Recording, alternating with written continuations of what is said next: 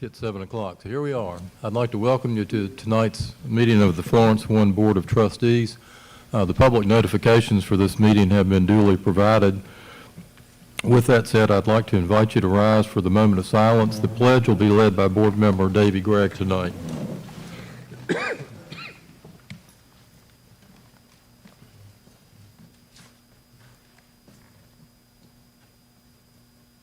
Thank you.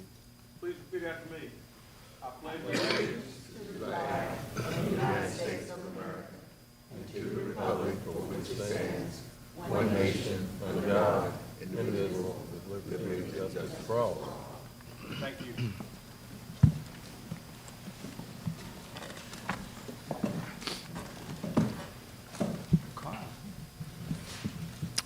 Thank you. At this time, I'd like to draw board members' attention to tonight's agenda, and I'll entertain a motion for approval. So moved. Second. Moved and seconded. Those in favor, please say aye. Aye. Opposed likewise. Thank you.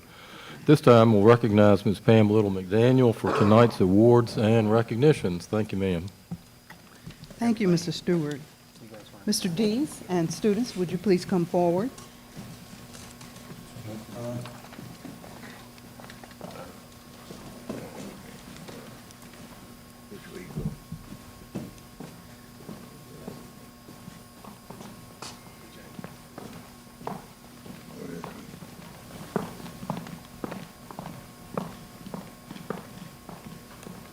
Ladies and gentlemen, Wilson High School's Marching Tiger Pride High School Band won the 2025 South Carolina Band Directors Association's Traditional High Step State Championship.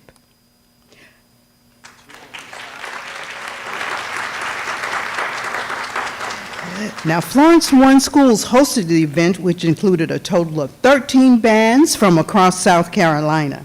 The Marching Tiger Pride received the championship in Divisions 3A and 4A. The band also received an overall rating of superior, as well as highest scores in music, general effect, and percussion. Now, band director Gerard Dees has served as director of bands for the Marching Tiger Pride for the past 9 years. He says, "We can't be as good as, but we must be better than." Now, Mr. Dees is a graduate of Florida A&M University, home of the highly acclaimed Marching 100. And this past Monday, the City of Florence also presented a resolution at the regular City Council meeting honoring this band. Mr. Dees is assisted by a group of professionals: Jonas Lee, Lace Muldrow, Deanna Young, and Ms. Dr. Amber Dees. Student representatives here are Zion Mack, Jayla Kennedy Blue, Sanaa Griffin, Madison Johnson, and Genesis Gooden. Ladies and gentlemen, the Wilson High School Marching Tiger Pride High School Band, Traditional High Step State Championship winners. Give them another round of applause. Okay, band members, please stand and also be recognized in addition to the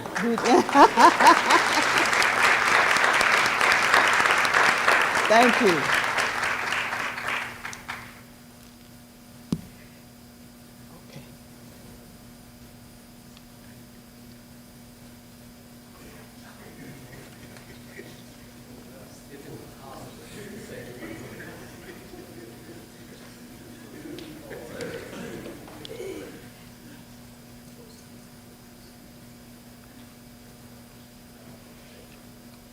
Let's give the Marching Tiger Pride another round of applause.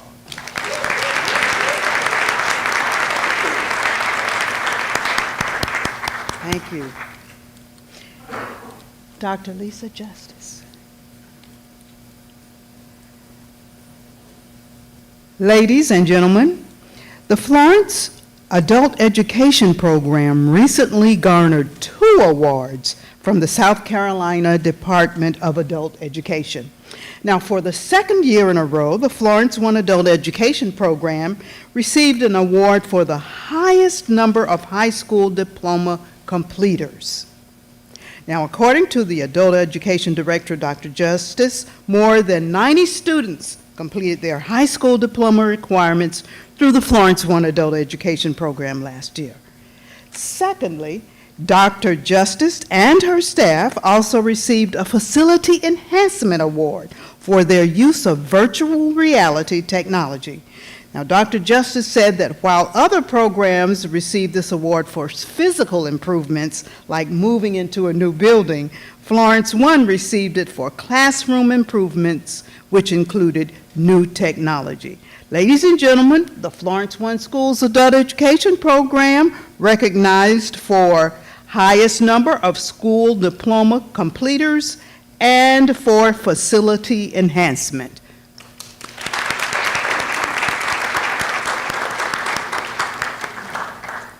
Thank you, Dr. Justice.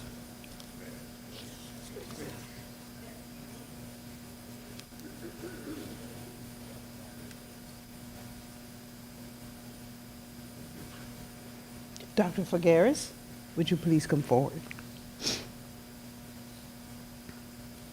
Dr. Eric Figueres is the director of our Arts and Innovative Programs here in Florence One Schools, and Florence One Schools was recognized as a recipient of the Ray Dowdy Arts Integration Award. Now, the award was presented by the Palmetto State Arts Education Association, and it honors an organization, Florence One Schools, which embodies the true spirit of arts and integration through successful utilization of community partnerships and resources to create a greater awareness and encourage the growth of arts integration programs in South Carolina. Now, the school district was nominated by Debbie Heiler, Executive Director of the School Foundation, and the school district also received an endorsement from Mr. Gerard Tippins of the pharmacy, who also provided a letter of support. They said that the thing that stands out about the district's commitment to ensuring the students from all backgrounds have meaningful access to creative expression and arts integrative learning. Ladies and gentlemen, Florence One Schools, the Ray Dowdy Arts Award from the Palmetto State Arts Education Association.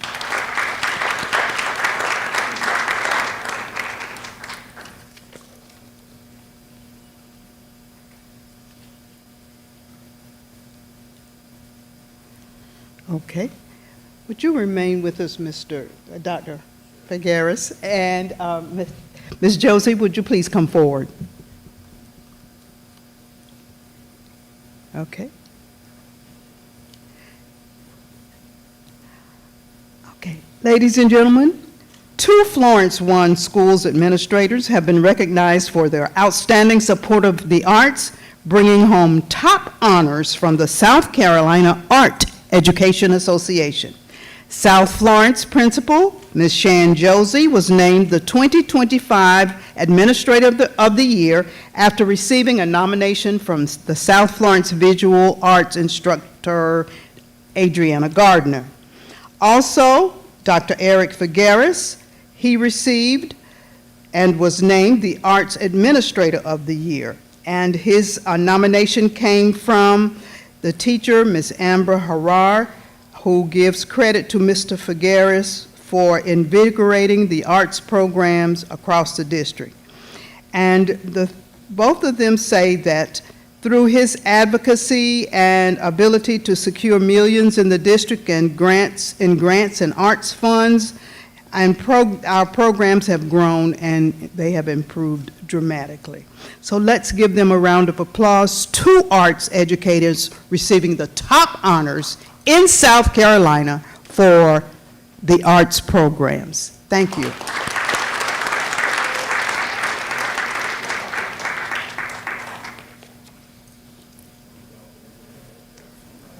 Congratulations.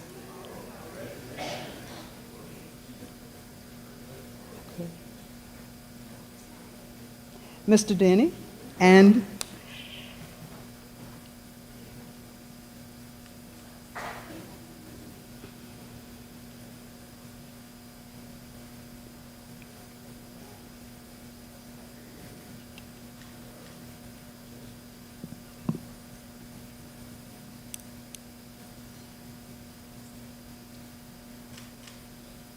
Ms. Nunley. Ladies and gentlemen, we have Mr. Brian Denny and Ms. Patricia Nunley here representing Compass Academy. Now, Compass Academy has been named one of America's healthiest schools for 2025 by the Alliance of Healthier Generations. Now, the school was started in 2024, and Compass was designed to provide educational and therapeutic services in an integrated manner to children whose mental health, behavioral, and learning concerns hinder their ability to succeed in the traditional setting. Now, the schools were recognized in 9 topic areas, and this is a national award, including nutrition and food access, physical education and activity, school health services, staff well-being, and family community engagement. So Compass Academy's award was in the area of social, emotional health, and learning in that category. So being recognized as one of America's healthiest schools is an honor that highlights the team's commitment to nurturing students' social and emotional well-being. When we create a community where every student feels supported, connected, and valued, we're helping them build the confidence and resilience to thrive in school and beyond. This is a quote from, of course, Ms. Patricia Nunley. And Mr. Brian Denny says that he is proud of the Compass Academy team because he says that our teachers and staff are committed and they're dedicated to creating an environment where students not only have their academic needs met, but they also have their emotional needs met as well. And that is going to help them to gain the skills they need to be successful. Ladies and gentlemen, the Compass Academy recipient of the Alliance for a Healthier Generation from the Healthy Alliance Schools Association. Give them a round of applause. This is a national award, and they deserve it. Good pick.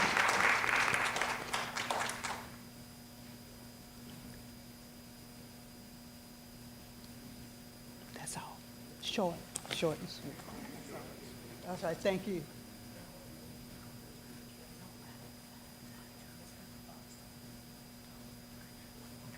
So that's it. And that's it. Okay.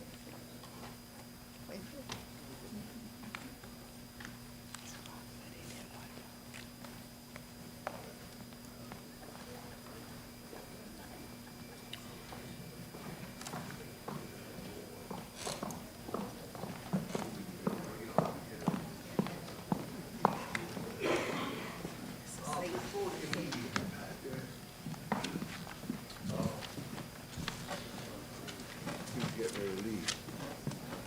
I want to say something to these. You want to go grab them, or you want to? Tell them to come back. Tell him to tell Mr. Dees to come back for a minute.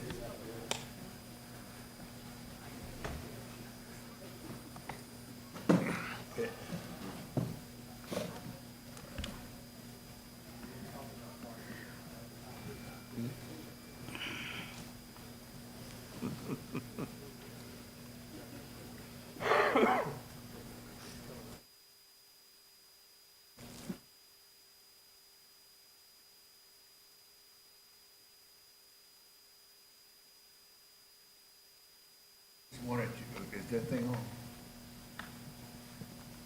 It's on. Hello? That's good. Yep. It's on. Mr. Dees, I just wanted to just give you high praise.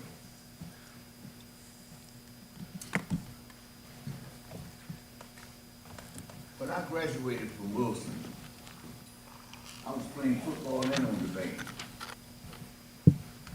And it reminded me during homecoming this year, when you had those children to march in the parade with us, and they came to the school and won the state championship.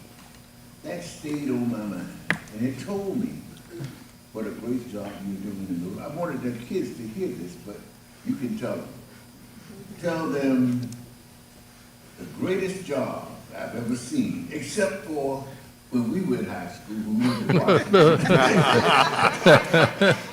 And Mr. Young used to tell us, hit them bases. But I just wanted to say congratulations to you and the strength and the focus and the vision that you have following Mr. Leon Harvey, who did a magnificent job, and you're following in his footsteps. And I just want to say congratulations to you. God bless you and bless our children. Amen.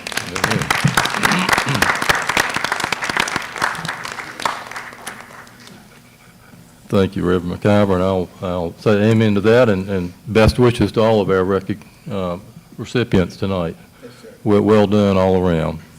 Board members, I do not have any public participation cards, so I'm going to move this time to the superintendent's report, and I'll recognize Dr. O'Malley. Thank you, Mr. Stewart. This evening, under my report, we'll have the 2024-25 annual audit report. I'll ask Ms. Laura Shao and Mr. Brian Nicholson to come up, and they will be presenting. Their presentation will be on the screen for those in the audience, and for board members, it's in your packet, as well as a hard copy of the report, as well as one that's digital in your packet. Mr. Nicholson, are you going first? I believe so. All right. The floor is yours. You can adjust that mic, however. That's good. Well, good evening, Board, Mr. Chairman, Dr. O'Malley. I'm going to go over the 2025 audited financial results and then some additional information. As I go through this, if y'all have any questions, don't wait till the end. You can just stop me. We can take care of those as well. Just a brief agenda. I'll go over the engagement team, the ACFR, the Annual Comprehensive Financial Report, the results of the ACFR, some financial information, and then at the end, any comments, any questions. So just to reintroduce myself, my name is Brian Nicholson with Malden Jenkins. I was the lead director for the district's June 30, 2025 audit. Trey Scott was our quality control reviewer, and Tim Lyons was the technical support partner. These first two slides really kind of outline the audit phase. It's really broken up into three segments. Segment 1 is where we do some planning, some interim procedures. And then segment 2 is where we do the majority of our, what we call field work, our detailed testing. It's where we're vouching bank statements, looking at receipts, looking at disbursements. And then segment 3 is what we consider our quality control review. At that point, after we complete our quality control review, at that point we have a date for the financial statements. The district participated in the GFOA's Certificate of Excellence in Financial Reporting program last year. 2024 was the first year that the district submitted what we call an ACFR. It goes above and beyond what is required of the basic financial reporting. Includes an introductory section, the financial section, statistical section, and then the compliance section. Typically, you really only have the financial compliance section. I'm happy to report, I'm sure Laura is as well, that the district did receive, in its first year participating in the program, that Certificate of Excellence in Financial Reporting. So that just goes to show how much the district cares, and we appreciate the hard work that Laura does to get what y'all are holding in front of you. There's a lot that goes into participating in that program. Not everybody gets that award, and it is definitely something to be proud of. So the results of the 2025 audit. We conducted our audit in accordance with generally accepted auditing standards and government auditing standards. We're required to provide a reasonable but not absolute assurance. We did issue a clean or an unmodified opinion over the financial statements. We had no material weaknesses, no significant deficiencies to report, and no instances of noncompliance to report as well. The district did undergo a single audit this year. The district did qualify as a low-risk auditee. We have to test at least 20% of the schedule of expenditures of federal awards when you are a low-risk auditee. When you're high risk, you have to do 40. We tested a little over 20%, around 26%, and that included Title I of $6.1 million, and the Child Care Grant Program, which was about $1.3 million. And we will issue an unmodified clean opinion on that as well once the 2025 compliance supplement is finally issued. But we can say there are no material weaknesses, no significant deficiencies, and no internal control related matters as well. The main thing I want to hit on this slide is the note 1 is the significant accounting policies of the district. That includes all of the district's main accounting policies as well as the district's estimates that are included in the financial report. The biggest thing I want to point out here is that we received full cooperation from Ms. Shao and her staff. Unfortunately, just by the nature of what we do, an audit is an invasive process. We ask for a lot of information, and unfortunately, you have to give us that information. It's a very long process, and not once were we told that we could not see a particular invoice, a particular document, and that always makes our job way easier, and that's why you're seeing your report issued in October rather than November or December. So. The main bullet point I want to point out here is that auditor independence. I'm going to open mine up just so I can see a little bit better.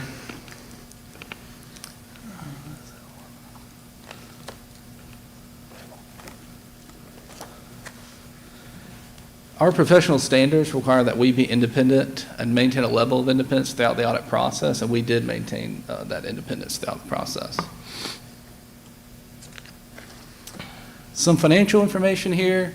This is really a 5-year look back of the general fund inflows and outflows, and that includes revenues and transfers in, as well as expenditures and transfers out. Total revenues for the general fund were approximately $192 million, with $10 million coming from transfers in. Outflows of total expenditures around $193 million, and $6 million in transfers out as well, for a total increase in fund balance of around $2 million for 2025.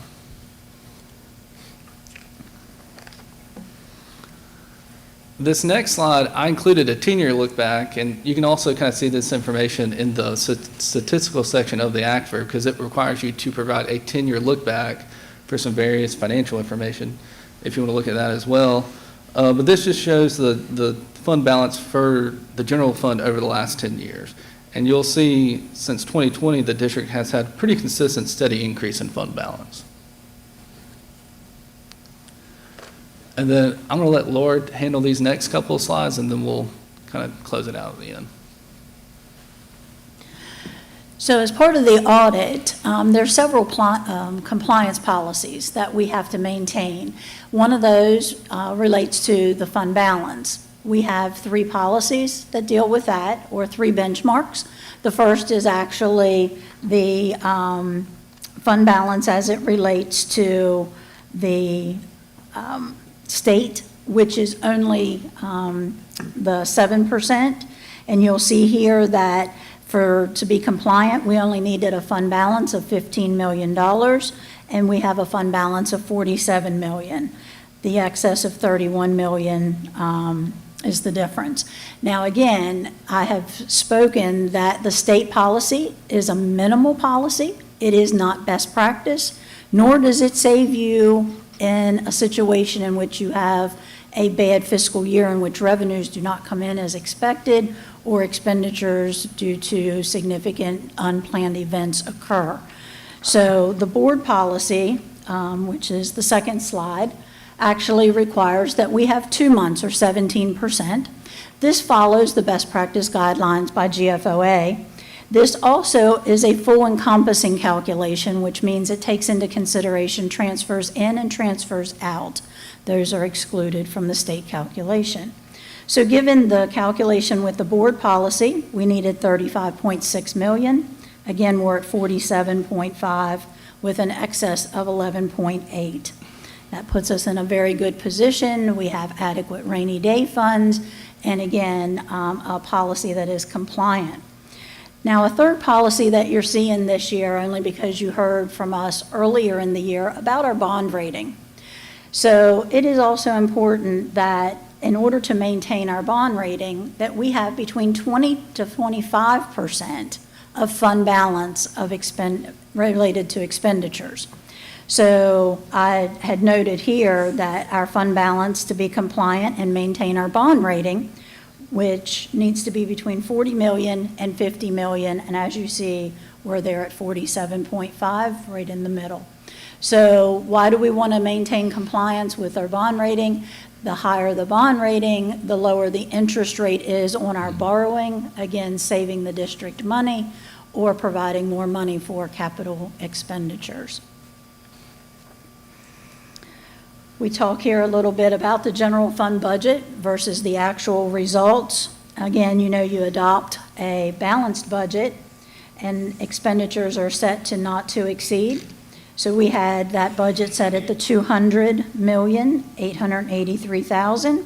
We ended up with revenues and transfers at $202 million, and we had expenditures of $199 million. So that was a $2.3 million increase to our fund balance. Again, we'd like to see that in order to maintain bond compliance. We talk about the food service fund. That's another fund in which makes significant investments in this district in cafeterias and kitchens. So we have an operational deficit in the report this year of $1.5 million. However, it's important to understand that that operating deficit is due to $2.5 million of capital expenditures. That's investments being put into our kitchens and cafeterias. Also, because that is federal funds through the USDA, we are only allowed to have 3 months of fund balance on hand. So we had done a wonderful job of banking money, and we were in a spend down plan. So we have spent down our money that we were required. As we closed 6/30, we only had excess of $600,000 of the 3 months, and that was just due to the timing. We had equipment ordered, but it wasn't installed until after June 30th, so that $600,000 has been spent. It was part of the summer project plan that you hear so much about and all those accomplishments.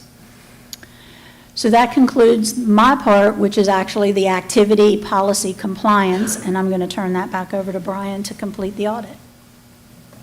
Thank you. These last few slides really just want to highlight the new GASB pronouncements that were implemented this year and the upcoming GASB pronouncements.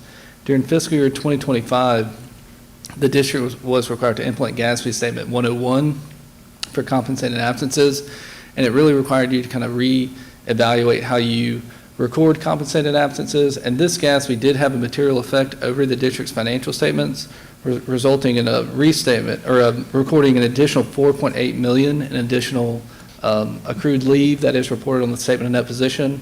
It has no fund level effect. It is only at the government-wide level, and there is an additional footnote in the end of the notes that kind of explain this overall adjustment to the district's financial statements. GASB Statement 103, Financial Reporting and Model Improvements, won't have a huge effect on the district's financial statements. This is more of a presentation type GASB. It really affects the management discussion and analysis, which is in the front part of the report. Their goal is to have more detailed information in that discussion to provide a little bit more useful information to the readers. The district already does a great job considering that it does do an annual comprehensive financial report, so there really shouldn't be too much more, if anything, that has to get added in the district's financial statements. And the other part of that really changes the reporting of business type activities, which the district does not have. I always do like to remind the district that we do provide free quarterly CPE to our clients.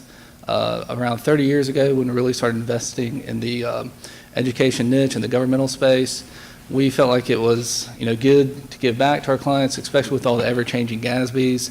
We do provide that free of charge. For the most part, it is more financial based, but every now and then we do have more that is key toward board of trustees, council members, and if you ever are interested in getting in those CPE sessions, just let me or Laura know. We can get you added as well. And with that, that concludes our presentation for tonight. Any comments, any questions? That was a excellent audit. Certainly, we appreciate the hard work that that our administration has put in through the year to result in a clean report such as that. The information that was in our packet is extremely thorough. I actually went through all of that, and I was commenting earlier, a good introductory section, that really lays out the overview of the community and of the school district, very readable. Some parts maybe not quite so readable, but all very informative, right up to the very last page with the information. So thank you for a very thorough report, and thank you, Ms. Shaw, for a very good report. Anyone else? I'd just like to congratulate the finance department for receiving the award, first of all, and for doing the job that they're doing. They worked through a lot of hard times, really, and what I've seen in this report, and I just happen to be on the finance committee, and I'm really impressed with our bond ratings, and as well as the audit report that we received tonight. So again, congratulations, and keep up the good work. Thank you. Another great year and another great job. Thank you so Thank very you. much for all you do. Thank you. Well, thank you. Appreciate it very much. Thank you. Oh, yes, sir. Excuse me. Brian, you did a great job, but my job is to really thank Laura for all she's done.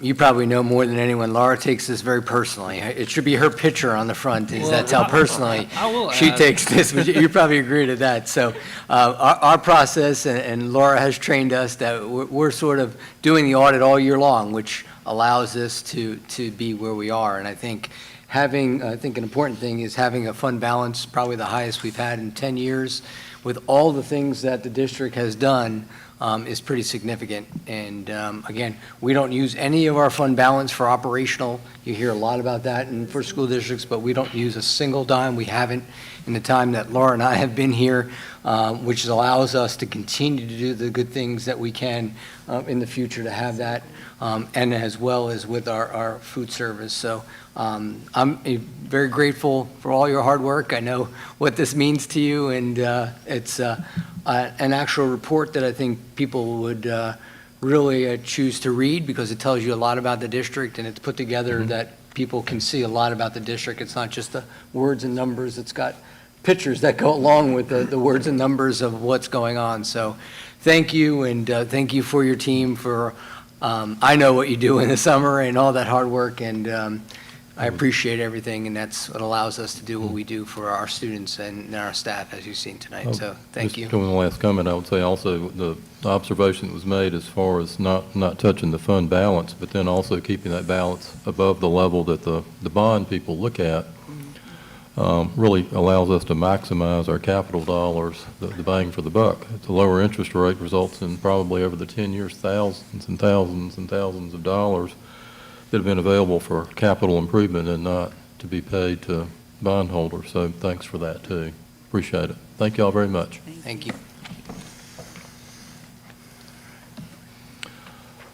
All right, board members, returning then to the action items. As has become customary for the first few items, without objection, I'll entertain a motion to approve action item 1, approval of the financial statements, 2, approval of the minutes from last month, 3, approval of the personnel sheet, and 4, approval of the field trip requests. So moved. Second. All right, it's been moved and seconded. I hear no objections, so we'll consider all those together. You have that in your packet. Those in favor, please say aye. Aye. Opposed likewise. Thank you. Next, move to action item 5, guaranteed maximum price for the new construction of Savannah Grove Elementary School. I recognize Dr. O'Malley. Thank you, Mr. Stewart. In your packet is the guaranteed maximum price. So as you know, we hired the construction manager at risk for our new Savannah Grove Elementary School. Once we hire them, what their job is to do is to work with the architect to The price, the school, in this case, the project is for New Savannah Grove, which is 92,000 square feet, about 750 students, and it also includes the 5 ball fields as well. And so their job is to get their trades to put together the price, and this is the guaranteed maximum price that they would charge us, and that is in your packet. So the total project cost, you can see, is $42.9 million that we're recommending for approval. The building cost, as you can see, is $28.7 million. The field complex is $4.3 million. And then mostly the significant cost here, which kind of came as a shock, but for those of us that have been building things here in Florence, it's not, was about $10 million for site work. That has to do with the soil, the wet soil. I always say the Atlantic Ocean goes all the way through Florence and underground. But what also is important, there are some wetlands on that property. So to put a school and 5 ball fields on there, it required us to put an underground detention system, which is a little bit more expensive, especially in these types of soil. So that's where a significant amount of the costs were generated. You can see the cost of the building is it's actually lower than what we paid for North Vista, which was about $32 million. So we've got a really good opportunity there to get a good cost. So I just wanted to make sure everyone is aware of that. Let me just kind of go through some of the math. So as you're aware, the county did a $35 million bond for the project. This project is being recommended for $42.9 million. That's about a $7.9 million difference. The county has agreed, and next week they will have it on their agenda to add an additional $3 million for this project, so we're grateful for that. That brings us down to about 4.9. We'll garner, having $35 million in the bank over a short period of time, maybe about 18 months or 2 years, should garner about $2 million in interest, which will be about 2.9 remaining that this district will put towards it using our 8% bond over the next 2 bond ratings.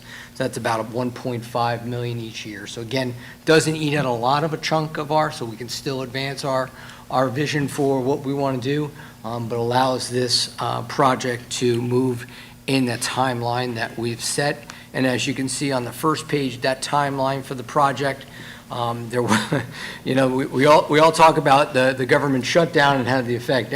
Little did we know that the Army Corps of Engineers also shut down, so that kind of paused us for some of our permits and delayed a little bit, but we expect construction to start in February of '26, and then being able to move into the school, getting our temporary CO by June 1st of 2027.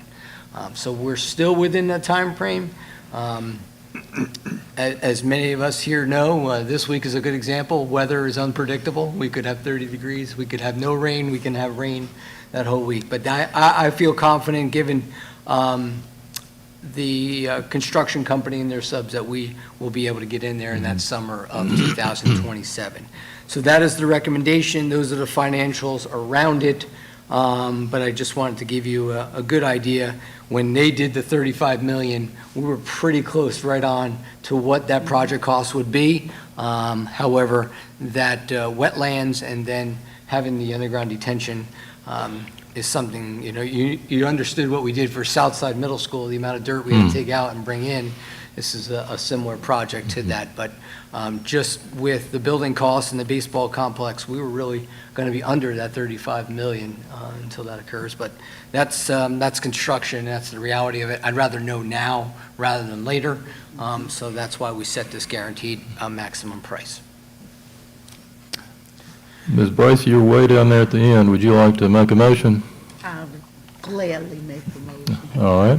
What is your motion? My motion is that we accept the recommendation and accept this for the Savannah Grove school building and everything else for Savannah Grove that got to be done. I make a motion for everything. Mr. Townsend, would you like to second? I would happily second that motion. As do we all. All right, it's been moved and seconded. All right. Well, it's a tight timeline, but I know that you guys can do that. You got Southside done. This can't be any more difficult a site than that. I will say, like I always said, I didn't come here to build anything, but I've built quite a few things since I've been here, and it's exhausting, but it's been, it's been a really good road. Yes, sir. And I would like to say I want to thank the board, especially Dr. O'Malley, for making this project happen for Savannah Grove. And I think the people, the community, and everybody is pretty happy. And but I especially want to thank our board and Dr. O'Malley for just making this happen for us. Thank you so much. I would echo that, and likewise, a deep appreciation to Florence County Council for their cooperation Yes, and thank them so much. assisting to make this possible. Couldn't have done it without them. All right, motion has been made and seconded. Yes, sir? We need to also give Attorney Zeta,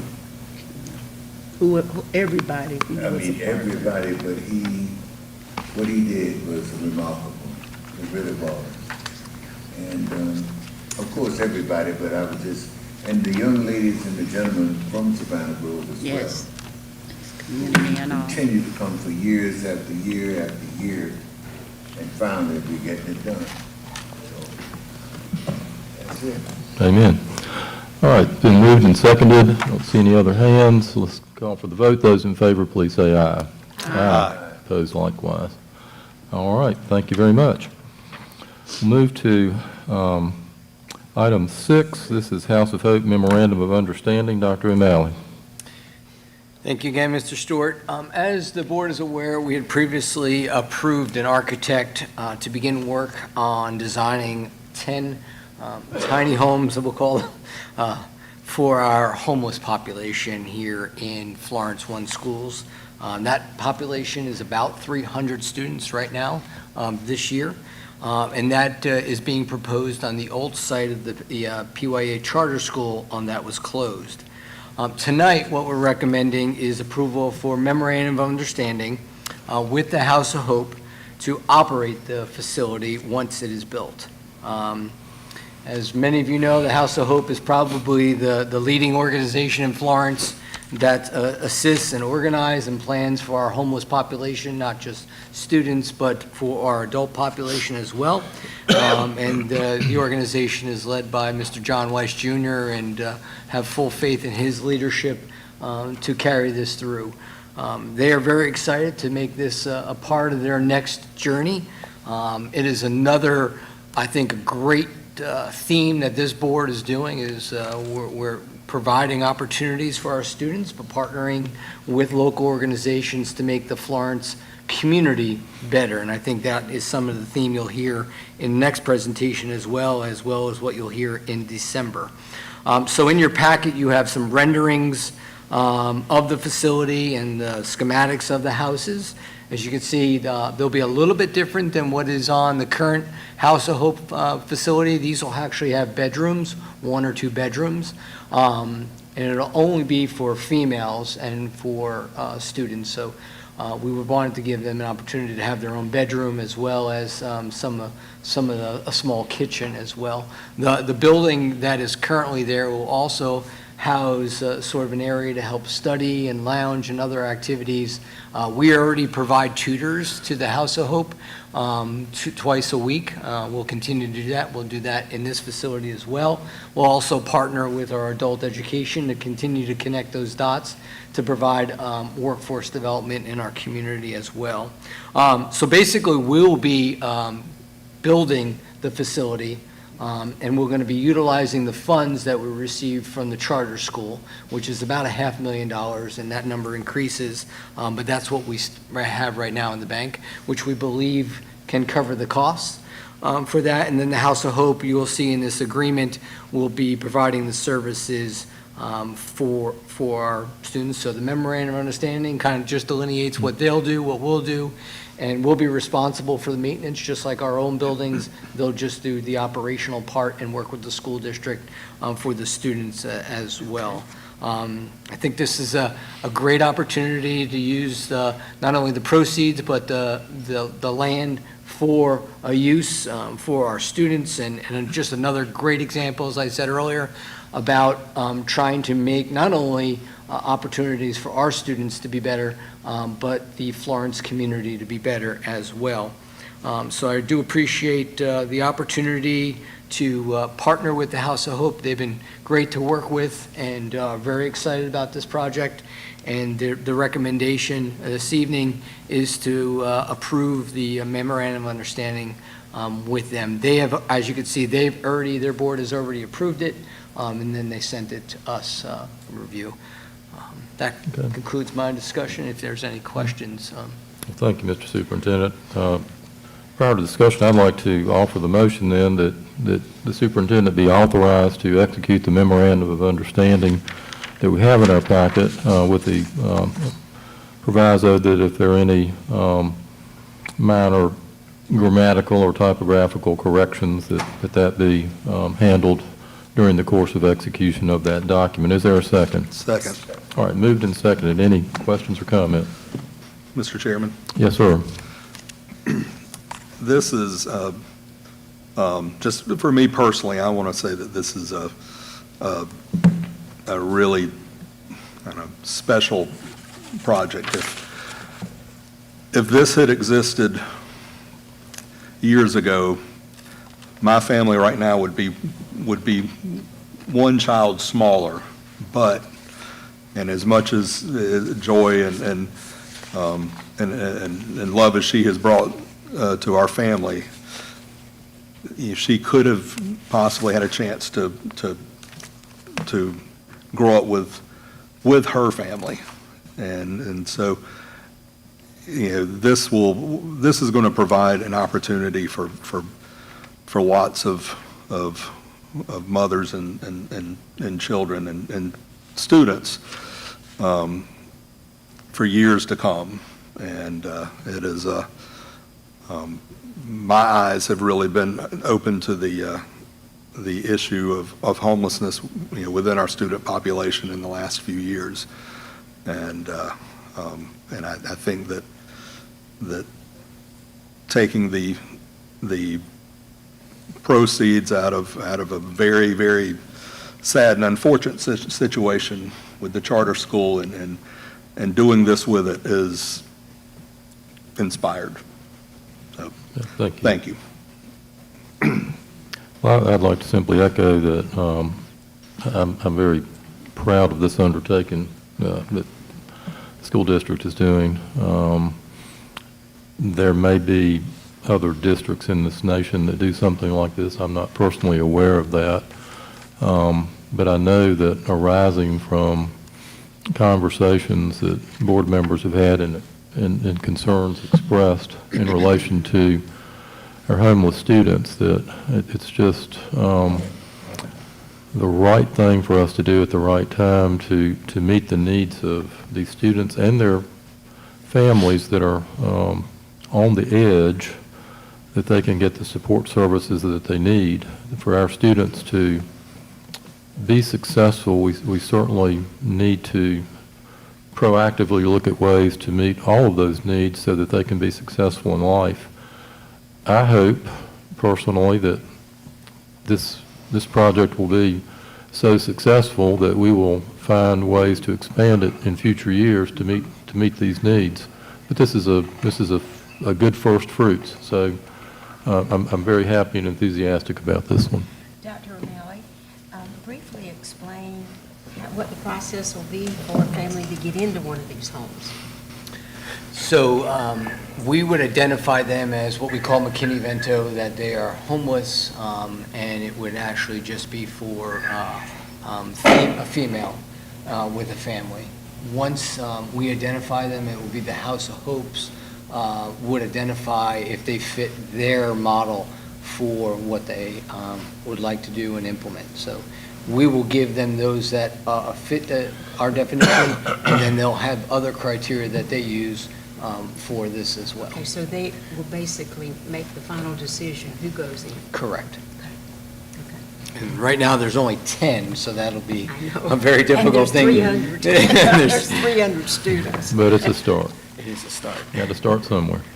All right. Thank you all, ladies and gentlemen. I'll call for the vote. Those in favor, please say aye. Aye. Opposed likewise? Aye. Thank you. Mr. Chapman's just joining us online. All right, thank you. We'll move now to item 7. This is the School of Innovation for Aerospace. Dr. O'Malley. Thank you, Mr. Stewart. This evening, in your packet are 2 items. One is a presentation, which will be up on the screen, is also in your packet. And the second is the application for a School of Innovation, in this case for aerospace. As you well know, that we have already had a School of Innovation for Healthcare, which we plan on opening the building next December 11th is the ribbon cutting. And if you weren't aware, I think that's sent out. That'll be our ribbon cutting for that, and it'll start in January. And that kind of covered some career pathways in the healthcare field. We're very fortunate to have 3, if not more, healthcare organizations in Florence that will definitely need a workforce development moving forward. The next phase would be to take a look at in providing opportunities for our students in the area of aerospace, and that'll constitute actually 4 different areas. But this evening, what the process is that I'll go through is the board, we're recommending that the board approve that we send this application to the State Department. The State Department is one who will say yes or no whether we can do this, because mainly we seek waivers under the current guidelines that the state has. One of the main ones is the ability to waive the teaching certificate, because we want, as in the medical profession, to have doctors and other people, x-ray technicians, so forth, actually teaching our students in the community. In this case, when you're flying an airplane or other things, I think we want those people that have been trained and doing those types of opportunities within our school. So I think tonight, now the presentation this evening was going to be presented by Mr. Brad Beatles, who is the executive director. Unfortunately, he had an untimely death in the family earlier this week and couldn't be here. So I'm going to do my best to present his presentation and his thoughts, but he really wanted to be here, and I think it was important for him to be here, just because I want you to understand, again, our partnership with another organization within Florence that's trying to make Florence better, and his passion for this and his work as well in this field of aviation would have been very transparent, and you'd be just as excited. So I'm going to try to fulfill that opportunity. I don't know if I'll do a good enough job, but Brad, if he's watching or he's out there, I'm going to do my best. So the presentation's in your packet.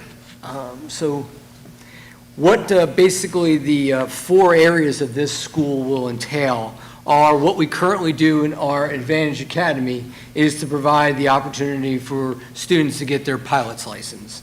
As you can see, there's almost estimated of 18,000 job openings in a year for just pilot license. And I think that number is coming quicker than we expected with a number of retirements. The second part of the school would be for aviation mechanics, to be those that fix the airplanes and those things that aviation deals with, which there's definitely a need for as well. The third item would be air traffic controllers. We've heard a lot about air traffic controllers during the government shutdown and the need. You can see the job openings there. And to provide that opportunity for a lot of our students. I know the airport is getting a new air tower coming in the next couple of, maybe a year, 2 years. So that'll be a great opportunity. And I think, and if I believe, and I'm looking at Robbie, the air traffic controller at Florence is a parent of a West Florence student or students. Is that correct? I think I had met him, and so we have someone as a parent right here in Florence doing that. And then the final one that'll be part of this School of Innovation is drone operators. We have been doing a lot of that in our schools lately, and you can see the estimated number of jobs that'll be needed for aviation in the coming year as well. I think the next part of the presentation is really to talk about these partnerships. And yes, we are very glad and very excited for the Florence Regional Airport to be part of working with us. But we have 3 organizations, and in the application packet, you can see that'll be joining us. I think what I call sort of the gold standard of education for aviation is Embry-Riddle, which is in Daytona Beach, Florida. And you can really see that they're very excited to provide the students to gain access to college work. So our students have that benefit moving forward. Air traffic control management, aeronautical science, aircraft systems, aviation business fundamentals. All of those classes is very much similar to what we do with Francis Marion in the early college. This will be an opportunity for our students who want to go into a 4-year school for aviation to be part of that. So we were really excited when they agreed to work with us. They also do, as I'll discuss later, a program for our 8th graders that we'll be incorporating to begin to bring them forward. The other school that'll be involved is Charleston Southern University. As you can see, they provide collegiate pathways for all students. They're the only collegiate flight training entity in the state of South Carolina. And Charleston Southern University Aeronautics seeks to bolster their aviation training pipeline by working with us to continue that process as well. And then finally, it's called the Pittsburgh Institute of Aeronautics, but it is actually located in Myrtle Beach. And they have an area there that they are trying to provide pathways for our high school students for aviation careers in maintenance technician training.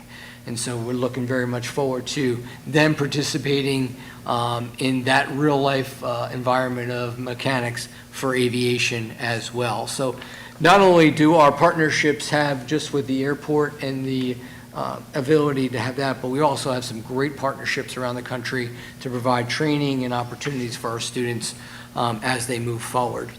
Some of the career pathways and the coursework that are available, obviously when you talk about air traffic controllers, that's where we feel that Embry-Riddle will be able to help us. Things like meteorology, aviation physiology, and the air traffic controlling simulations. And I think those are some of the areas that we wanted to share with the board. So it's the career path, it's the partner, and it's the coursework.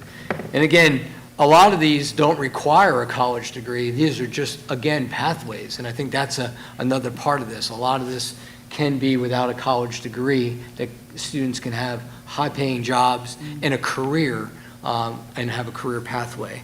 Obviously, our airport, our aviation pilot license with Charleston Southern and our current private pilot ground schools here in Florence. And you can see they currently do safety and regulation, simulator training.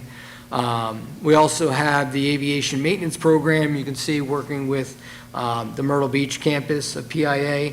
And those students will work in coursework such as tools, safety, aviation, applied physics for mechanics, and electrical systems basics.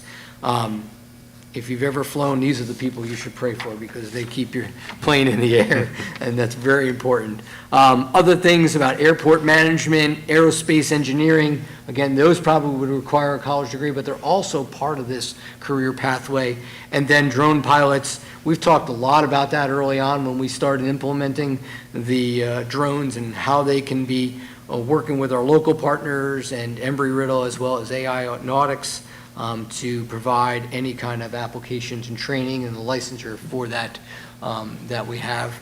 Some of our students, as you're aware, work with our local real estate agents to just provide drone footage of homes. The next part of the presentation talks a little bit about, again, the credits that Embry-Riddle offers for like our early college program and then transfer over. They have dual enrollment for high school students, so it'll be another dual enrollment opportunity for our students to get college credit if they wish to do that. And then the school would also offer some summer camps, actually down in Embry-Riddle, also at the airport, we hope. Some free online courses for younger children as well. And then I think an important part of this that we really wanted to put in is an internship. And that would either be summer or during the year. And part of that internship would be paid, but it would also understand all the operations of an airport. There's a lot of things that go into just those 4 things we discussed that makes an airport. So understanding all the operations of an airport, as simple as the amount of grass that has to be cut at an airport is a big thing, and maintaining that facility is a big opportunity. So I think that'll really provide an exceptional part for this school. The next part is something, it's called Runway 1000, and that again is an initiative by the airport and that partnership to provide our middle school. It's trying to provide 1,000 middle schoolers with the opportunity to actually go to the airport, learn about it, and try to get them interested in these programs and this School of Innovation for Aerospace so they can understand the career choices as well. And then I know that'll build interest as well as with Embry-Riddle as well. We talked a lot about the degrees and certifications that can go along with each one of them. As you can see, an associate's degree or just having a high school degree can get you in a career pathway that can get you a very high-paying job and can advance you in different areas that you would like to go. And then the unique part about this, which is the last slide, is that the airport has agreed to use one of their hangars as the school. And so it wouldn't be in a classroom, it'd be out at the airport in the hangar. And then eventually, as you can see, we'd like to build our own drone, sort of, it looks like Topgolf, but it's really a drone park, but to have that. But I think having a school in the airport really changes the direction of kids being involved and having access to the day-to-day things, to have all those and really see planes coming in and out every day and being part of the operation of that. So we are extremely excited about this. Will be our second School of Innovation to provide opportunities. Our partnerships, I think, are our theme of what we've tried to do, both locally and trying to make Florence community better, as well as other organizations to help strengthen our program. So again, this evening I'll answer any questions you may have, but this evening's about this board sending the application to the state board, which probably takes 2 or 3 months for their approval to get back to us. And that's what we're asking tonight, is to send it to the state for their review and approval. Let me first entertain a motion to approve, and then we'll have discussion. Second. So, First or Okay. second, whichever All right, you one made the do, motion, I and I heard the second. All right, it's been moved and seconded. Assuming the State Department acts with reasonable dispatch, when would this be up and running? There's 4 components. I think the drone, I think the aviation pilot's license, what we're doing, those 2 can happen. Embry-Riddle seemed to be on board. I think we could turn that around pretty quick. I would love to see it for next year. It's all about if we get those waivers and things like that. But I think if we received approval to have one of the hangars and have that option, I think we could start off with the school year next year, optimistically. Good, very good. This is such a unique and wonderful opportunity for our students. I don't know how the State Department could not say, go with it and go as fast as you can. You didn't just say that to me, did you? It's amazing. Mr. Chairman, I wanted to first reiterate what the superintendent said, that Brad actually was going to try and fly here from Indiana just for the meeting tonight and then turn back around and fly back. And as we're all aware right now, flying is not a guaranteed thing during a government shutdown. And even though they voted to move forward, we're going to be recovering for a while. So, and I spoke with Brad. He really wanted to be here. I told him, he'll have a chance to come and present when this is much more concrete and even more exciting than it looks now. So,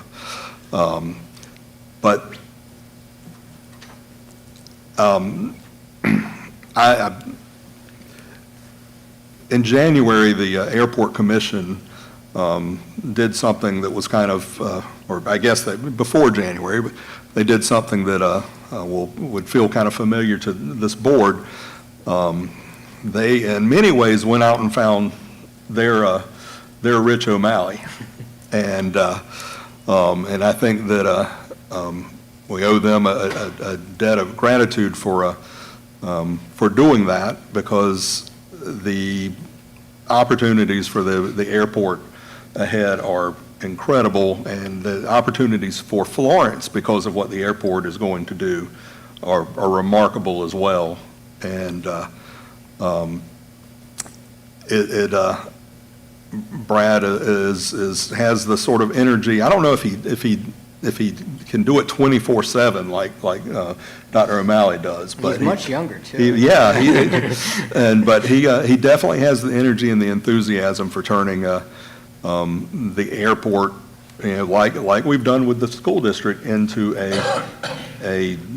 a very positive influence on Florence economically, and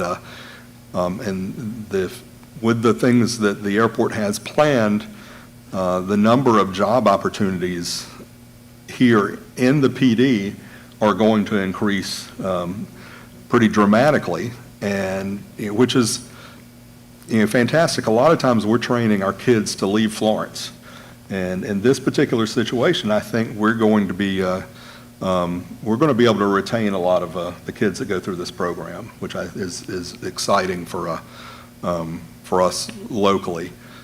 But like I said, I just wanted to reiterate that how much Brad did want to be here, I think we've got our own dynamo to pull off the presentation tonight. So but I think this is a very exciting opportunity that for another really great partnership between the school district and a local entity that will do wonders for our students as well as the community as a whole. Very good, thank you. Can I just mention one thing? Yes, sir. Robbie Hill is here in the audience, and I just want to thank him he had a lot of this vision. He did a lot of this work. He was the one who was tracking down these partners. Robbie's on the airport commission, also a Wilson Tiger graduate here in his alma mater as well. But I wanted to make sure everyone recognized the hard work that Robbie put together very quickly to make all this happen, and the application and the partnership. So I'm thankful for all your help, and I just wanted to make sure everyone recognized you this evening as well for all your assistance and help moving this forward. Thank you, Mr. Hill. Appreciate your hard work, very much so. And with reference to this as a School of Innovation, and of course we'll be cutting the ribbon on another one next month, but it's the School of Innovation, but also workforce development. And I think it's just so significant in the presentation that you went through that for our students that choose these career pathways, they're going to be career ready, many of them coming out of high school. So as far as really the horror stories we hear of students that carry such crushing debt after they obtain education, for students such as this, will be off and running without the debt load, which is wonderful in meeting these critical job needs as well. So look very much forward to seeing this unfold, and we certainly appreciate very much the vision and hard work that's been brought to the table to get us here. And we just pray that the State Department, again, will move rapidly, so the sooner we can get it going, the better. All right, let me call for the vote then. Those in favor, please say aye. Aye. And opposed likewise. Thank you. So that, ladies and gentlemen, sir. Can I make a statement? Certainly. Mr. Chapman. As one who travels across from California to Florida and everywhere in between with my job with Charlie Kirk and everyone else, being on a plane and having a maintenance issue, we are definitely something that is helping these kids so much. The jobs that we are doing, that is going to help Florence, Florence County, Florence City. This school is something that we need to realize that is huge, and I think we do But when I'm able to share with people across this great country, their mouths are dropping to the floor about what Florence is doing as a district and with our student leadership and our county and city officials. We are definitely doing something that is mind-boggling, because we are seeing a big turn of people not going to college, but they're going into hands-on things, and what we're doing before and not having that debt that you mentioned, Porter, is a national phenomenon that is doing. People are not going unless they have to go to college, but they're finding other ways, and the debt thing is huge. And as a person that has to travel a lot, it has been amazing to see and hear all this is happening, and I just celebrate what God's doing and how we are helping people have options and have employment and not have to be burdened down by debt without using their degree for anything they having so much trouble with. So just want to mention on the application that this is something that is truly, with only 9 schools in the nation that even have anything with aeronautics, it's amazing to know that we're even carrying what we're doing better to the nth degree. It's great to hear. Good. Well, thank you very much. So with that, that was the final action item for tonight, and we actually do not have any matters for executive session, so I'll entertain a motion that we adjourn. So moved. So moved. Seconded. Those in favor, please say aye. Aye. Thank you, ladies and gentlemen, for being with us tonight. We certainly appreciate your being here for our meeting. Thank you very much, and have a good evening.